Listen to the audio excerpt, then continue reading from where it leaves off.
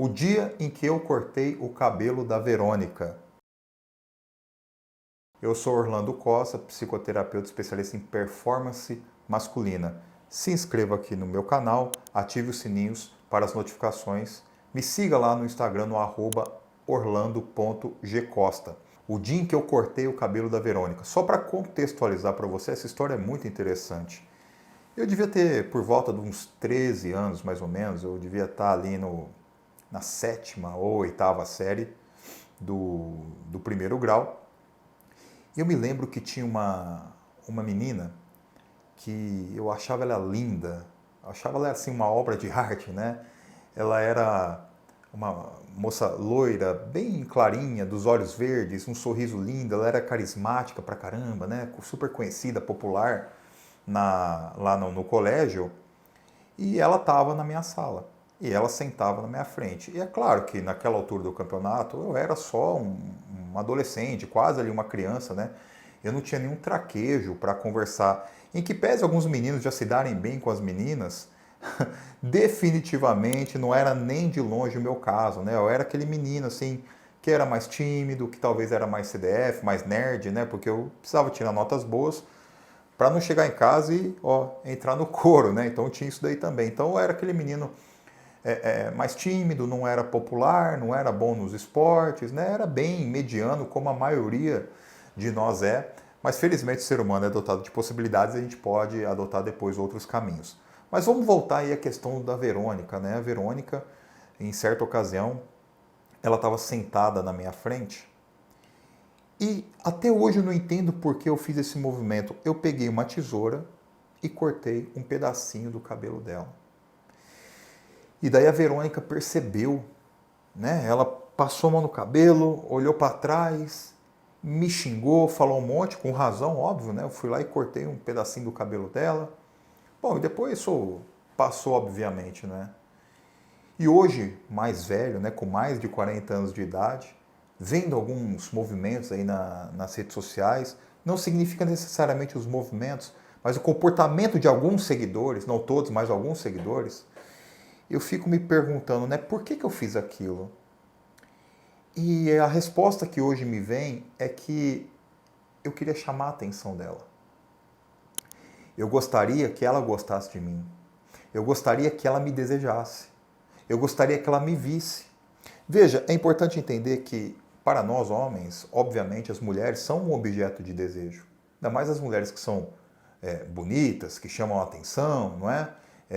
Que são femininas, que são ali carismáticas, né? Que são ali sensuais, são mulheres que pelas quais a gente tem um desejo, desperta um desejo na gente, né? Então, ou seja, a mulher em si, ela é um objeto de desejo.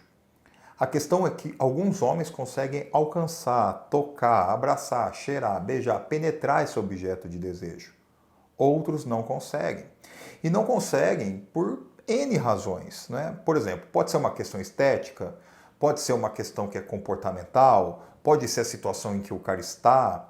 Enfim, são N razões que levam homens a não conseguir ter acesso às mulheres. Veja, eu não tive acesso às mulheres nesse período, até no período ali enquanto eu era um jovem adulto, né, no final da adolescência, eu também tinha muita dificuldade, mas não era por causa delas, era por minha causa, por atributos ou habilidades, né, ou características que eu não tinha desenvolvido e que não me tornava atraente para a maioria das mulheres. Bom, isso foi corrigido depois ao longo da minha vida, a partir do momento em que a gente vai elevando aquilo que a gente chama de capital erótico, né? Ou seja, vai elevando a gente melhora esteticamente, a gente começa a trabalhar, começa a melhorar financeiramente, começa a adquirir um repertório intelectual, comportamental, socializar. Bom, aí a gente começa a conseguir ter acesso ao objeto de desejo.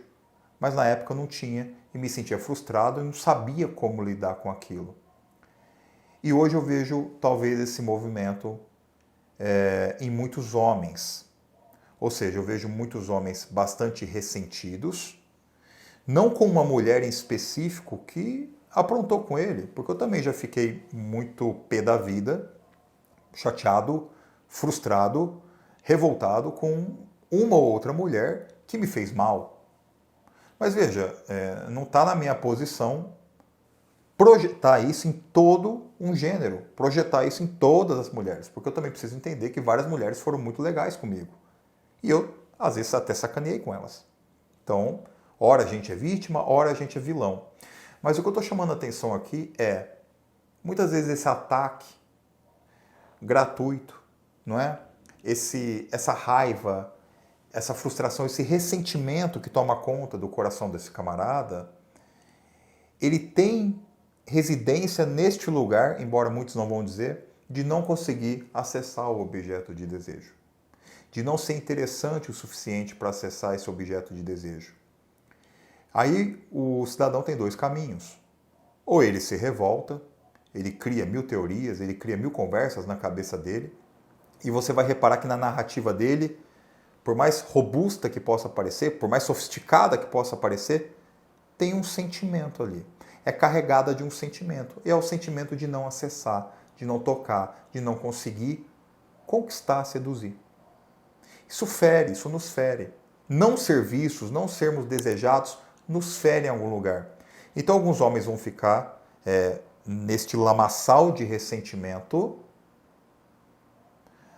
condenando todas as mulheres de uma maneira sem distinção, por assim dizer, enquanto outros talvez vão por outro caminho, por uma questão também da personalidade, e vão desenvolver atributos que vão colocá-los num lugar, num patamar um pouco mais alto, que lá ele é mais interessante, mais desejado. Aí muitas vezes esse ressentimento, essa raiva vão desaparecendo, porque agora ele recebe afeto, porque agora ele recebe atenção, porque agora ele recebe a intimidade das mulheres e percebe que há ali um desejo genuíno.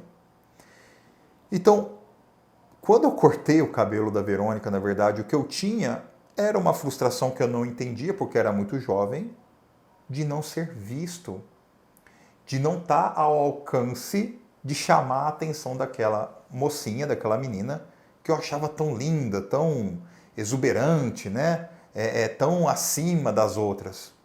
E é claro que eu não chamaria a atenção dela, porque naquele momento, naquela altura, eu não tinha adquirido nenhum atributo que seria justificável de chamar a atenção.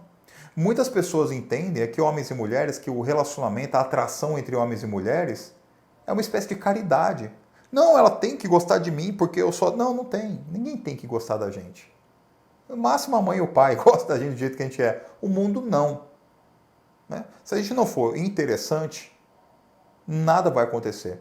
E a gente vai ter a opção de sentar e chorar, ficar resmungando, cortar ali o cabelo, né, que hoje é xingar pela rede social, fazer textão e por aí vai, ou correr atrás do prejuízo, subir um pouco na hierarquia de dominância, se tornar homens e mulheres mais atraentes, que aí o problema tende a acabar. Então esse foi o que eu queria falar um pouco com vocês sobre o porquê eu cortei o cabelo da menina e um pouco sobre ressentimento.